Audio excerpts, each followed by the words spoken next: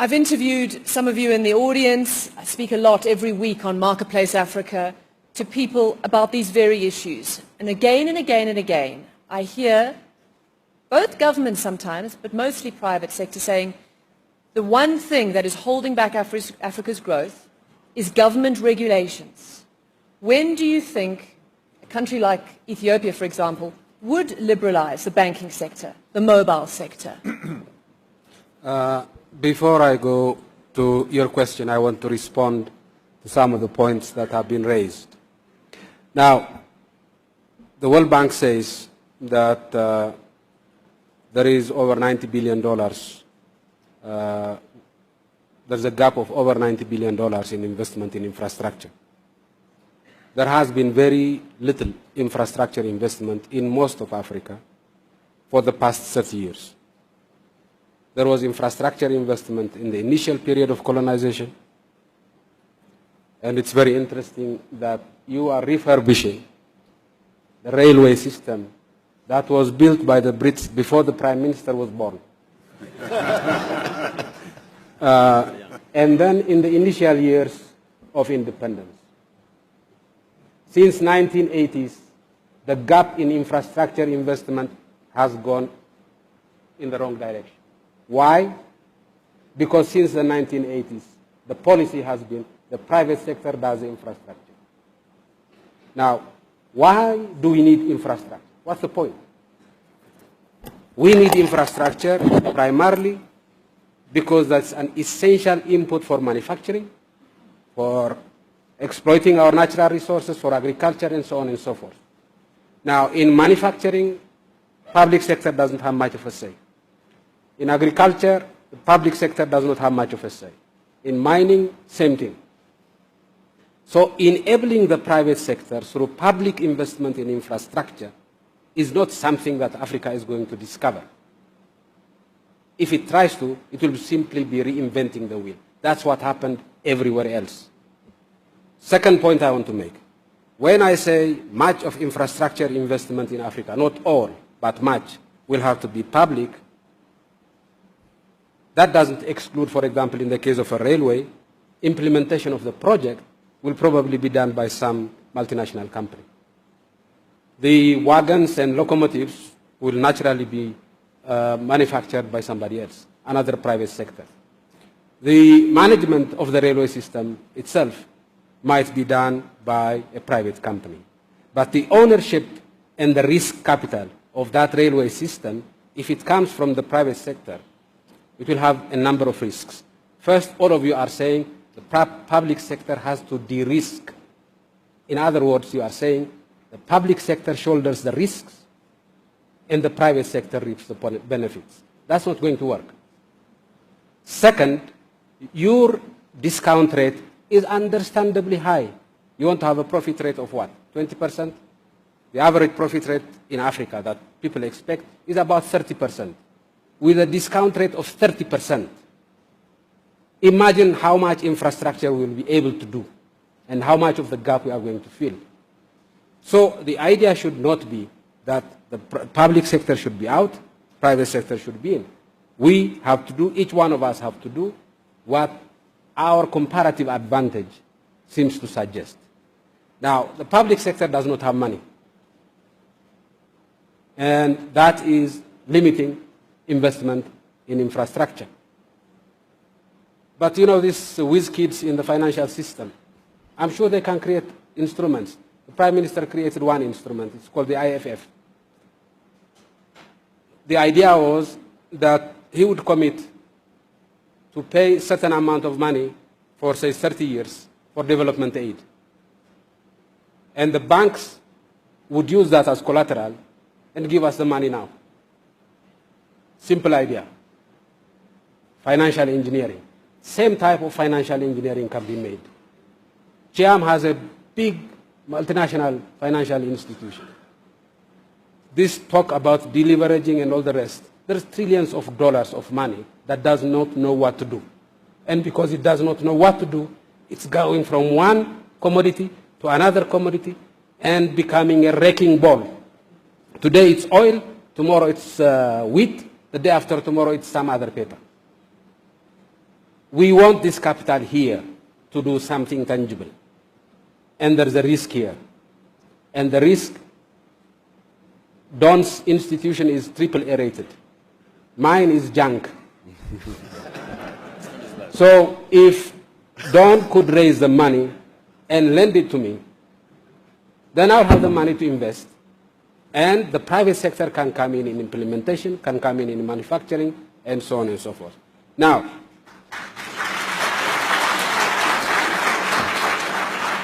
two issues you raised, telecommunications and finance. We have not liberalized the financial sector in the sense that we have not allowed foreign banks to operate in Ethiopia. Why?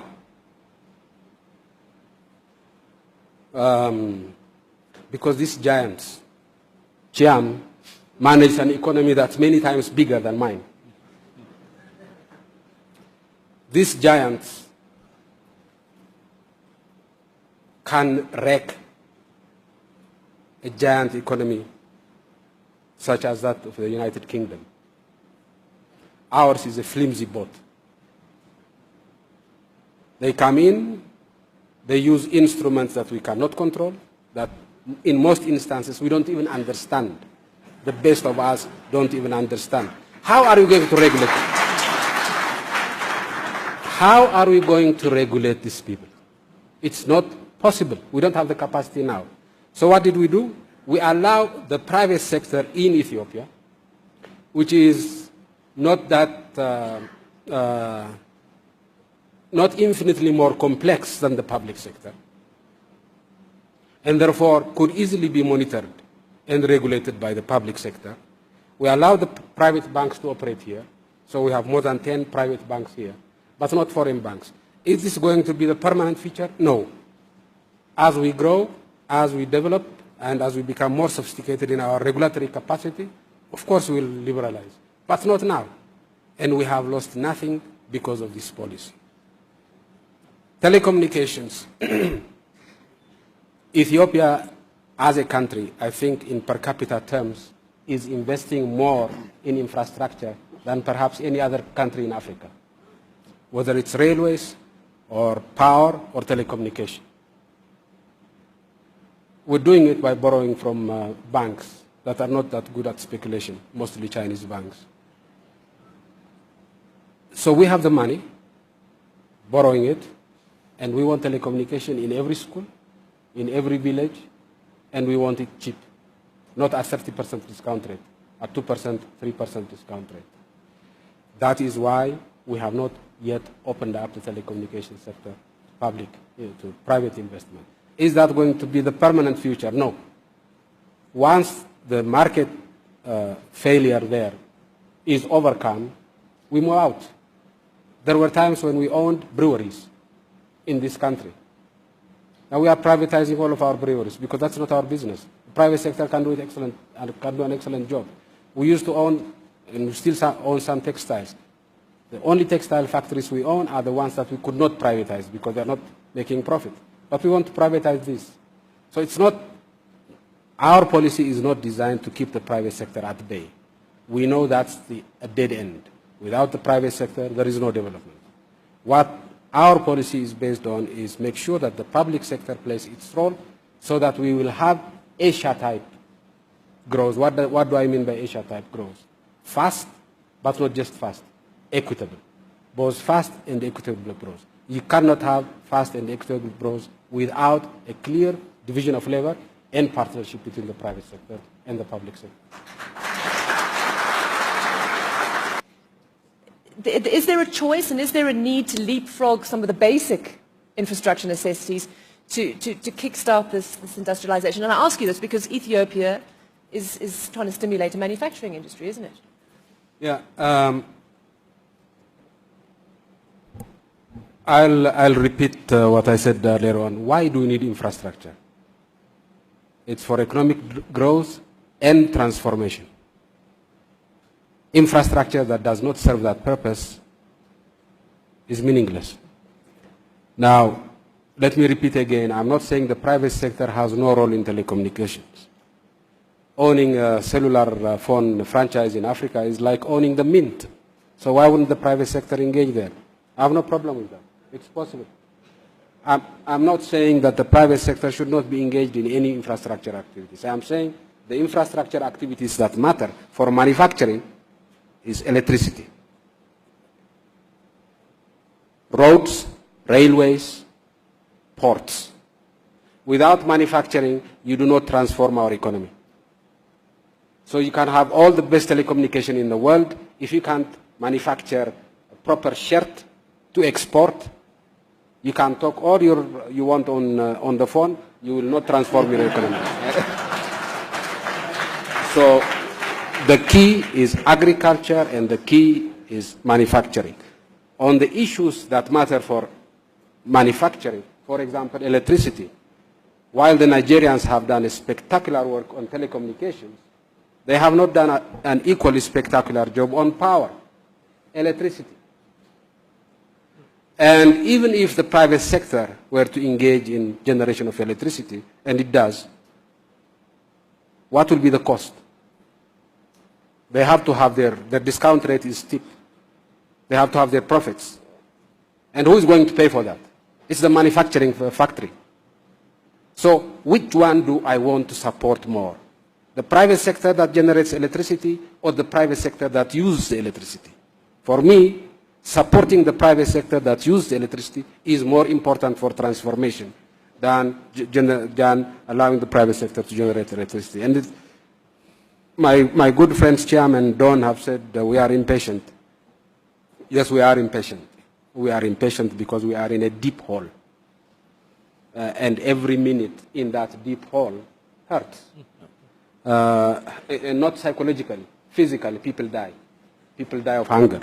So we need to move fast. Now, with regards to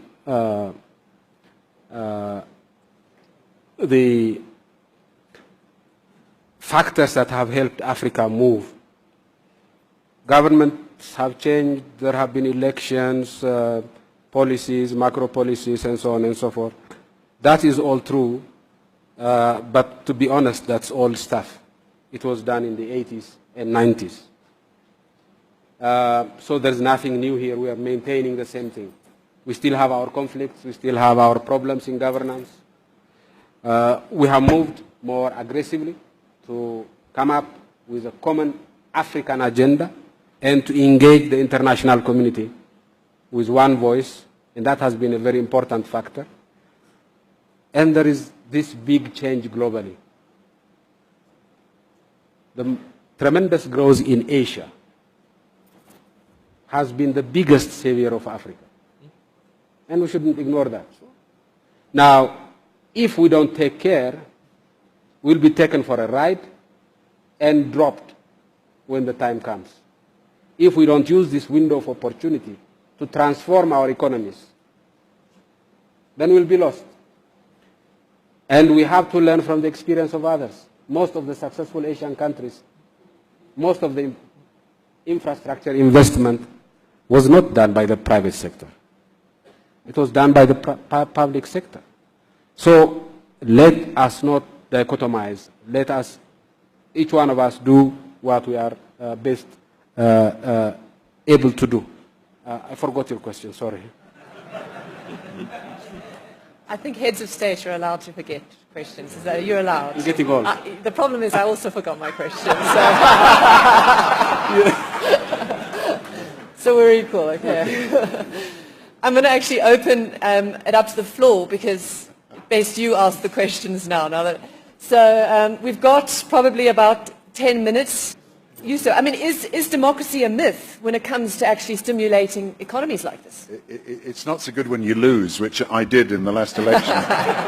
In fact, someone said of me, they quoted the words of Shelley, the poet, the British poet, and they said, "I'd lost the art of communication, but not, alas, the gift of speech." And that's what you may feel about some of the political statements that have come out. Look, I think Africa benefits enormously from the democratic accountability that exists in the different countries. And when my friend was saying, why Africa, and gave three very good reasons, and one of them was the democratic accountability of countries, I wanted to add, and I mentioned it to Prime Minister Melese, the growing unity of Africa as well. And I think the NEPAD, which is the creation in many ways of one man, Prime Minister Melese, bringing Africa together for economic development, identifying the projects that are cross-border projects in Africa that need to be done, I think in many ways you're ahead of Europe, you're ahead of America, you're ahead of Asia in identifying what needs to be done. Now the question is, and this was the first point that was made, can we get people to invest in that infrastructure for the future? But you've identified the projects, the ports, the railways, their power transmission, the urban regeneration projects. Now you've got to come together and make sure that happens. And I think the unity that has been expressed through NEPAD is a very good signal of what can be achieved for the future. And just being here this week and coming back to Africa, as I've done on many, many occasions, I see the powerful attraction of this new unity and this willingness to work together that will attract the investment, but will also get things done. I think it's a very important message you're sending out this week. Yeah, the person wants a straight answer. I think Prime Minister Brown has given one side of that straight answer. I'll give you the other side. So technically there are two straight answers. We'll dividing, there is a division of labor. This is, he's the Prime Minister of the UK, so he has a European perspective. My view is that there is no direct relationship between growth, economic growth, and democracy, historically or theoretically. But my view is that democracy is a good thing in and of itself, irrespective of its impact on economic growth. And my view is that in Africa, most of our countries are extremely diverse. That may be the only possibility, the only option of keeping relationships within nations sane. Democracy may be the only viable option for keeping these diverse nations together. So we need to democratize, but not in order to grow. We need to democratize in order to survive as united, sane nations. That's my view. But I don't believe in this bedtime stories of and contrived arguments linking economic growth with democracy. There is no basis for it in history, and in my view, no basis for it in economics, and there is no need to do it. There is no need to have this contrived argument, because the case for democracy can stand and shine on its own.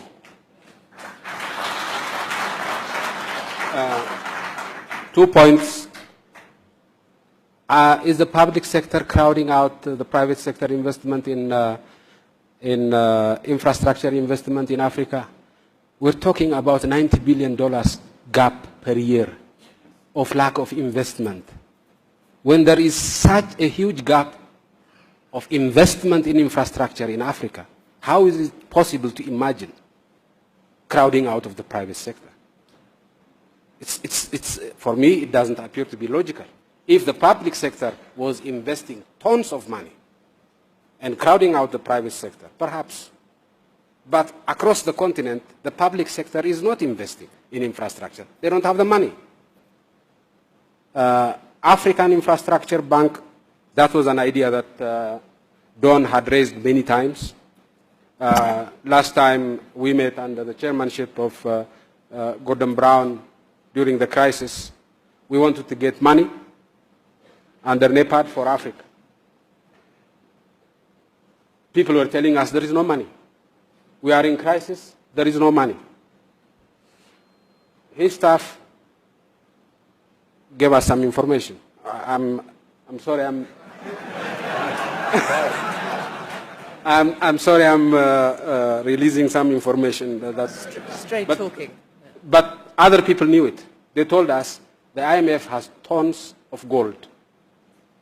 It is valued at ridiculous prices. If you were to bring the price of gold a little bit higher, you would have a lot of money available, new money available for investment in Africa. So we use this insider information, and the maximum we got was $6 billion. from the IMF, just from revaluing the gold. We could do something similar but at a higher level, and that could be the capital injection that African Development Bank needs. It's AAA rated. If it gets $1 from the IMF, it can borrow $4 from the market, and it can lend to us at concessional rates. And that would cover some of our shortfalls. Thank you. Donald Kabaruka. I just wanted to reinforce what the representative of the railway system in South Africa, I understand, which happens to be public, I understand, just said. And ESCOM is also public enterprise. Now, if the thing we take from this panel is that there are two polar opposites, then we will have missed a golden opportunity. If the thing we take from here is that both the private sector and the public sector have a role to play in infrastructure, and the ultimate purpose of infrastructure investment must be economic transformation. If that's the message we take, then I think it's worthwhile. In some instances, in some countries, in Africa, for example, the border between the private sector and the public sector, which is a host and which is a parasite, is very difficult to differentiate. And dichotomizing this and saying the public sector is efficient and the private sector is parasitic would be wrong. And making the other conclusion, the public sector is always inefficient and the private sector is always efficient, is a myth that has wreaked havoc in this continent. I agree. It's a myth, and it's a very dangerous myth. So both sectors have a role to play, and it's a precise definition of their roles that is central to our future. Thank you.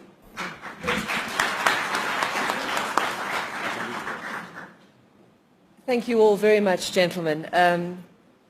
You know, we talk about host and parasite, party political interests, dogma, suspicions, myths, realities, and I think it's clear that building relationships from these polar opposites is as challenging as building the roads and the ports and the clinics and the railway lines. So good luck to you. Thank you very much. We will. Thank you.